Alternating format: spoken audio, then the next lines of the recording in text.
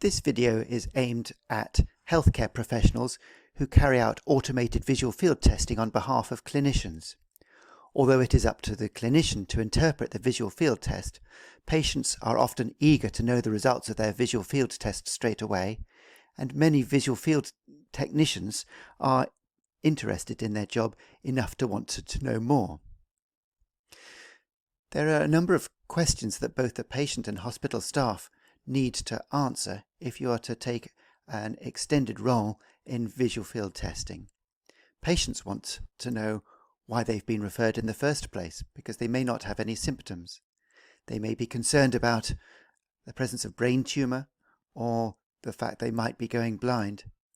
They want to know whether they have glaucoma, and they want to know whether they can drive. Hospital staff need to know whether the visual fields are normal, whether the visual fields can be interpreted as being reliable, whether the patient has glaucoma or a brain tumour, and whether the patient's known condition is worsening. They can also help the patient decide whether they are legal to drive or not. So the standard visual field test in the UK is the SITA FAST programme, testing the central 24 degrees of field of vision in all 4 directions. The print-off is slightly baffling at first, but I'm going to help you navigate your way through it. The central 24:2 threshold test signifies that we're only testing the central 24 degrees, both up and down and to the left and to the right of central fixation. We use the SITA Fast Pack algorithm, and that is a means of testing the patient very accurately to see at what brightness they can perceive a light in various parts of their visual field. As a technician, you will be aware of how anxious this makes a patient as the machine tests and retests the limits of their ability to see. But this does make the program very quick and very accurate in picking up genuine visual field defects. By comparison, many visual field defects picked up at the opticians are not nearly so reliable, but may have kicked off a referral to the hospital in the first place. So as a technician, it is your duty to reassure the patient that a one-off visual field result from an optician does not necessarily mean that they have a genuine field defect, and that your role is to validate that defect. So as I say, the standard printout is a bit baffling, but we can work our way through it. Firstly, you need to know that you've got the right patient, so check their name.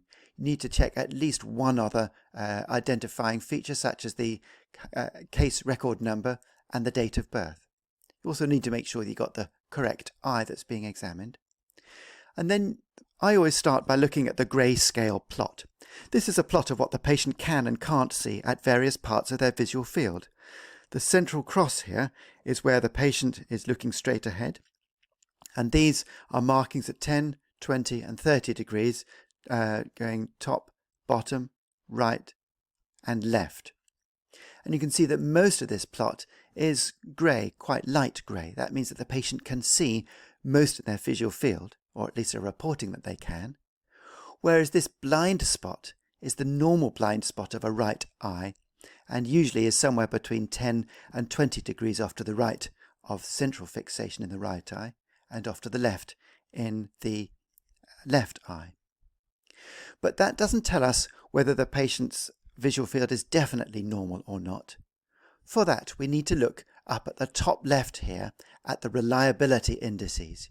You might not have spent too much time looking at them, but they're crucially important for us to determine whether the patient's field is normal or not. You will see that the fixation monitor is the blind spot. That means that the machine can check that the patient is concentrating by retesting the blind spot. The machine is also testing the central vision to make sure that the patient is concentrating in the center all the time. And from that, the machine can tell whether the patient loses interest more than once, and it tested this patient 11 times and actually found that one of those 11 tests, the patient was not looking in the right direction. The false positive errors is a measure of how trigger happy the patient is. The machine will have recorded that the patient has clicked when they've seen something when actually no such target has been presented to them. So that's the trigger happy index. By contrast, the false negative errors is when the patient has not responded to a stimulus that actually they have previously responded to. This patient has 10% false negative errors, making it slightly less reliable than we originally thought. Finally, we look at the test duration. The fact that the patient only took just over 3 minutes means that actually we can ascribe some reliability to this test overall.